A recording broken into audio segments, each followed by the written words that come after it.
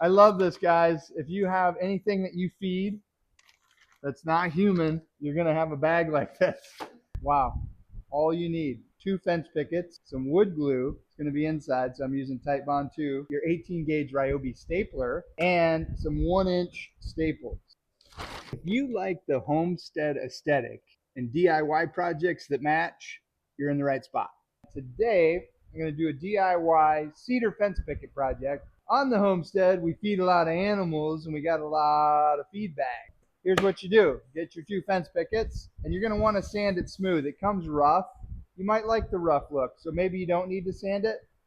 For this, I wanted it smooth, so I just ran it through the planer. You got a hand sander, just hand sander, just knock the dust off. If they're from Home Depot, they're going to have a little bit of that in them, or a lot.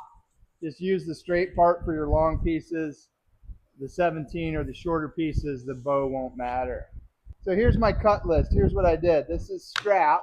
Don't need that. These are going to come right off the end. I'm sorry, you do need this. This will become something someday. 2/28, then you're going to go 17 and 17. And one of your 17-inch pieces, you're going to cut in half. Gosh, it's so easy, guys. I'm going to ebonize these, and I'll show you. I'm going to actually make a new ebonized solution that you can see me make. It's my happy dance. I like to look for character and ugly. This will be my inside. It's preference, guys. This has a little bit of ebonize on it. I must have spilt some on the last project. I like this side, inside, inside.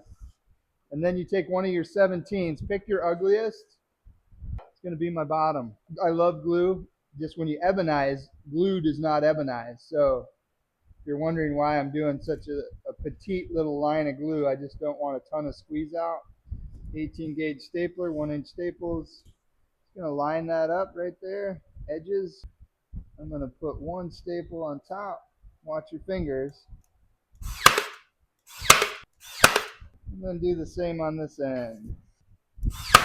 Do as many or as few of those as you want. And then I'm going to come up to the top just so we can get it kind of squared up. Take one of my 1/2-inch pieces. So these are 5.5 wide. I just cut it down the middle for my top piece. If you have a table saw, you just want to rip it down the middle. You could use a full piece on top if you don't have a table saw. Aesthetically, I like the half. A little bit of glue. Again, you just want it flush to the outside. A couple staples. Okay, then I'm going to put my bottom. So I got my top piece. Again, just a little bit of glue. This is going to work wonders, though. You want the glue. Glue does all the work. Staples, just hold it till the glue dries. Take one of your full 17s. This one has some cuppage this way. I'm going to put the cup down and then just line it up nice on the edges. If you cut everything the same, it should line up perfect. Okay, that's the front side of our trash can. Sorry, that's the front side of our upcycle feed bag waste receptacle.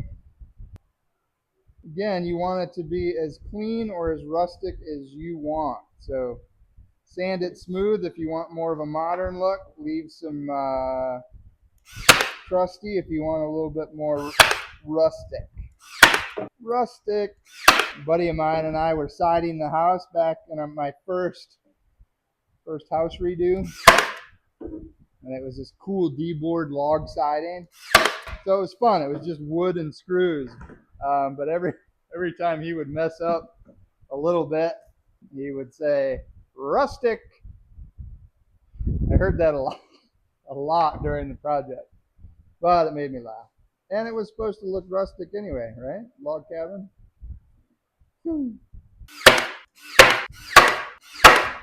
Guys, that's it. I got a few splinters here. I'll just sand this off. Like I'll hit it and then ebonize it. But before I ebonize it, let me put a feed bag in there and show you. And this is one of our layer crumbles. But again, you can fluff it out if you want. Garbage does that for you. And then when it's full, you just pull it out. I've got a full one. I'll show you. This is actually a prototype. And you could use this as an example too. This is one of our tasty tents. There's always a T-Rex in the barn, and they do holiday bags too. So at Easter time, it's decorated. At Christmas, bags full. This is actually from our house. We've been using it. So I want to take it out. Oh my God, guys, here, check it out. You just grab it. That's it. That's what you do. You can poly it if you want. I mean, it's so great. We were throwing these away anyway. Why not utilize them before we throw them away? And I love the look. It's so farmhouse. Let me ebonize it quick. I used to drink like a McDonald's Diet Coke a day. I've cut back. Check out my McDonald's cup video. It's funny. This is one of my uses. I keep my steel wool in here. We're going to ebonize this. So I keep a bucket of ebonize all the time.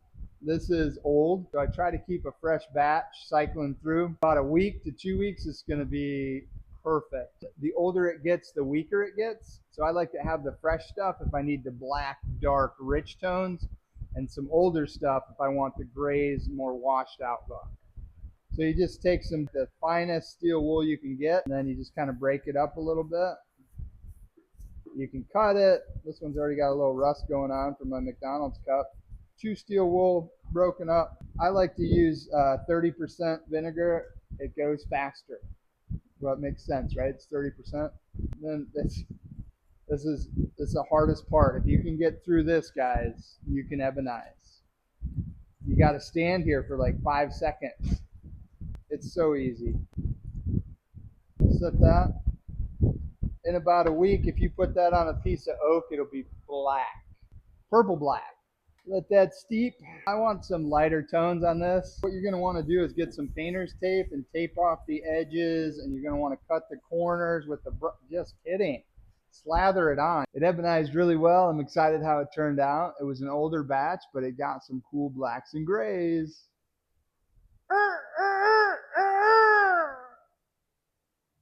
Morning. I mean, bringing the homestead aesthetic. Stay tuned. I got some more I need to get out of my brain.